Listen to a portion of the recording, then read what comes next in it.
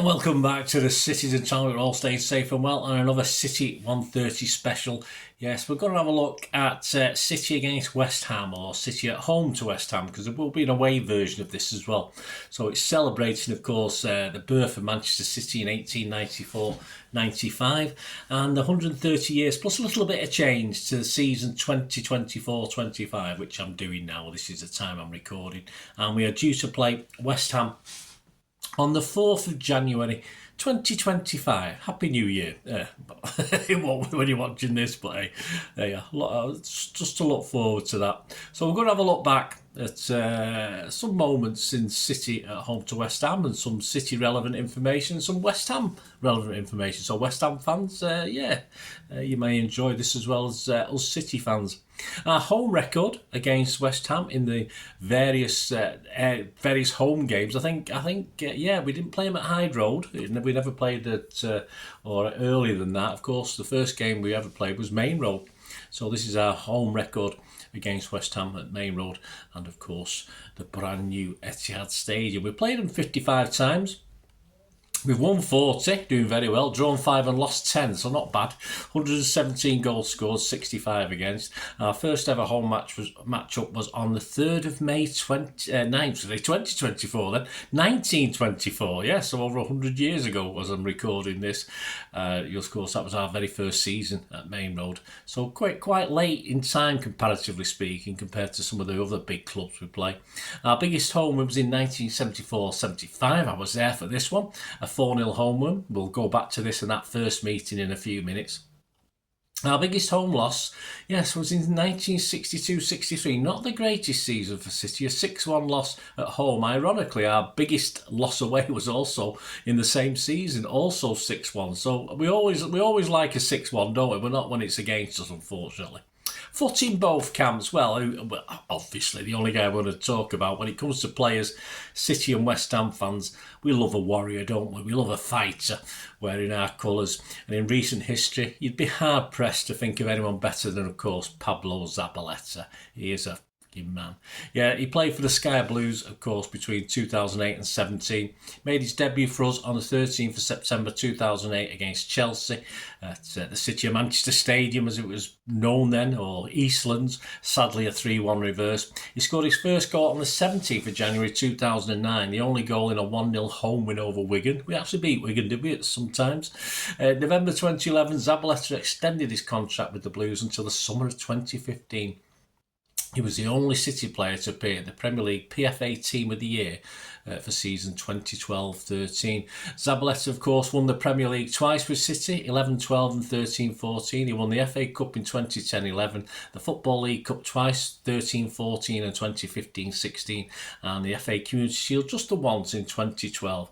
And his final appearance for City was on the 16th of May 2017 against West Bromwich Albion, a 3-1 win. He made 333. That's heaven's number, isn't it? Yeah, as opposed to the devil's number, 666. 333, I think, is heaven's number. Quite right.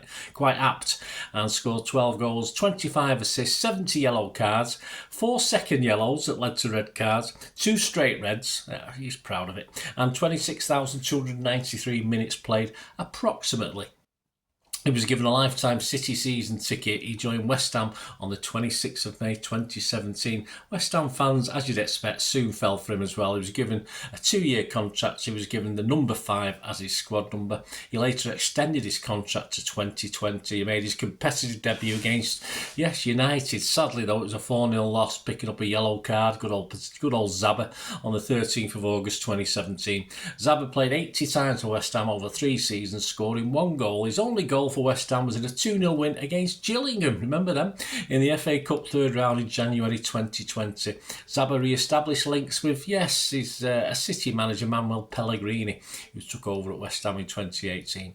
And his last game was as a second-half substitute, very appropriate this one, against City in our last home game before the COVID struck, the season early on the 19th of February 2020, so it was our last home game before they started shutting down and then closing stadiums. We won that one 2-0.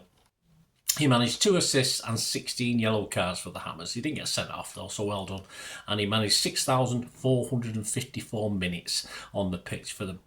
Right, current manager, well, on the 23rd of May 2024, Julen Lopetegui, and as I'm recording this, he's still there, but so all facts are correct as I'm recording this on the 16th of December, left Wolves to take over as the new head coach of West Ham, taking the place of the departed chosen one, of course, David Moyes. He wasn't West Ham's chosen one, but he did all right there, didn't he? At Wolves, he was unhappy about the financial situation for buying players. I'm not overly sure West Ham is the better option, in fairness, based on that. His record at Wolves read play 27, won 10, drawn 6, lost 11 with a 37% win ratio, which is okay but not great. He signed a 2-year contract with an option for a 3rd year, and on his debut on the 17th of August, or his managing debut, he oversaw a 2-1 home loss against Villa as the Hammers broke a league record by being defeated 16 times on opening days. That's not a record you want, really, is it? He achieved his first win 1 week later, 2-0 at Crystal Palace. As a club manager, his only honour to date is a Europa League title in 2019-20 for Sevilla, a 3-2 win over someone called Inter Milan. I think we had something to do in Europe over them as well, didn't we?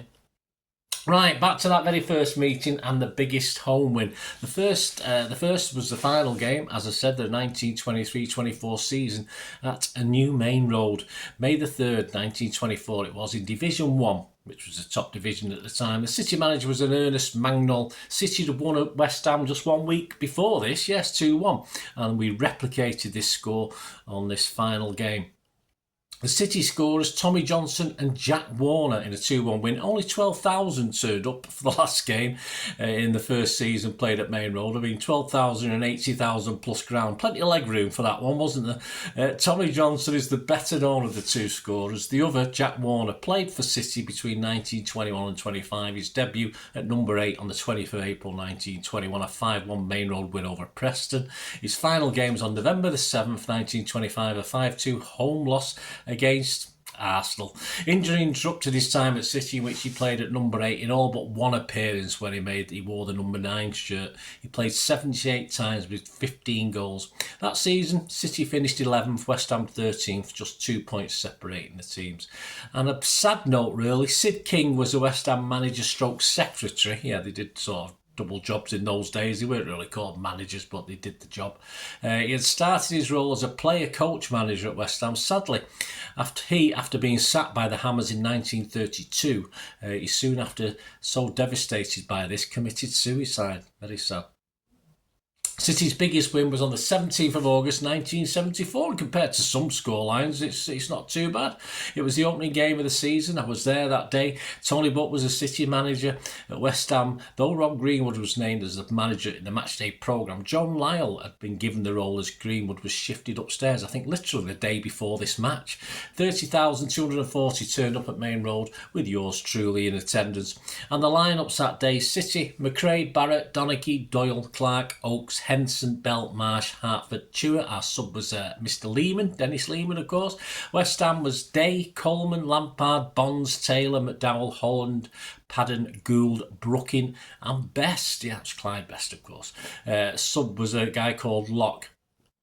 Peter Gardner, in his summing up of the game in the Manchester Evening News' Football Pink, said City's slick start to the season was based on a solid foundation of sound teamwork at Main Road this afternoon. Just as important was a magnificent contribution of the 3 newcomers, plus brilliant individual performances by established stars. Asa Hartford in particular looked worth every penny of that huge fee when, after a slow start, he warmed to play a great debut. Phil Henson was almost as impressive, rarely putting a foot wrong, and teenager Jeff Clark revealed immense strength at the back. Rodney Marsh naturally stole the show with a brilliant way he took his goals, but the effort from Colin Bell and Dennis Chewett, though not quite as sophisticated, was still equally important. Early days yet, said Peter, but manager Tony Butt could have found the answer to the scoring problem in these 3 great attacking players. The handling of goalkeeper Keith McRae was positive. Didn't last long. And the experienced know-how of Alan Oates gave the back 4 assurance. Mike Doe lost nothing of his consistency by switching to midfield in a side which could impress once it has had time to mould. The City scorers for this game, and a little bit of a rundown of the match. Chewett was up in 11 minutes, Marsh scored in 47 and 52, and Doyle on 78. And Chewett had opened the scoring for City on 10 minutes, despite constant City pressure, which some journals compared to the Dutch style seen just 2 months earlier earlier in the World Cup, the score remained 1-0 till half time. City and Holland, no difference between them in the 70s. There you go.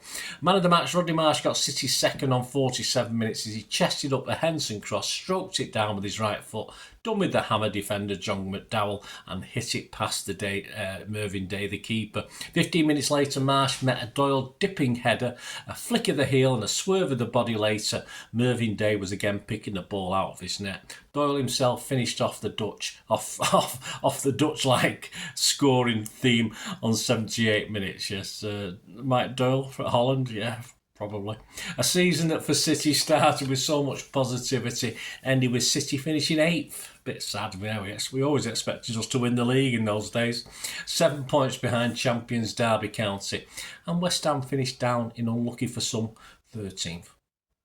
There you go, guys. Hope you enjoyed this little CITY130 special, a look back, celebration of Manchester City and a celebration of the teams we played, of course, that were playing during this 2024-25 season. So hopefully, West Ham fans, you got something out of this as well.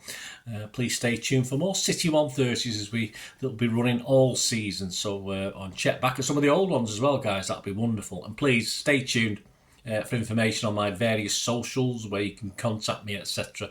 And also ways of helping support this channel if you can. That'd be fantastic. I hope you enjoyed the feature, and if you can support me through the subscription, if you can subscribe, guys, that'd be wonderful if you've not already done so.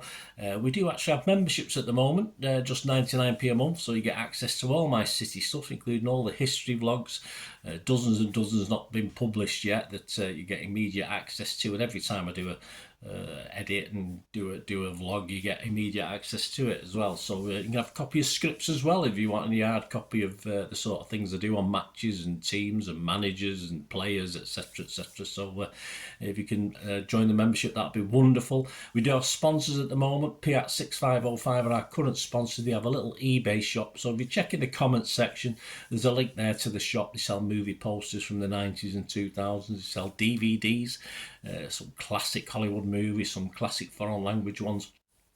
And if you do see anything you fancy on there, if you do place an order, just mention me, just say Bernard sent you, and you automatically get 10% reduction in the cost of your order. So fill your boots, guys, and my thanks to P6505. And yeah, if you want to support the channel just by watching the ads, that helps. Watch the ads, let them play through while you just have to check your phone or something, let it play out.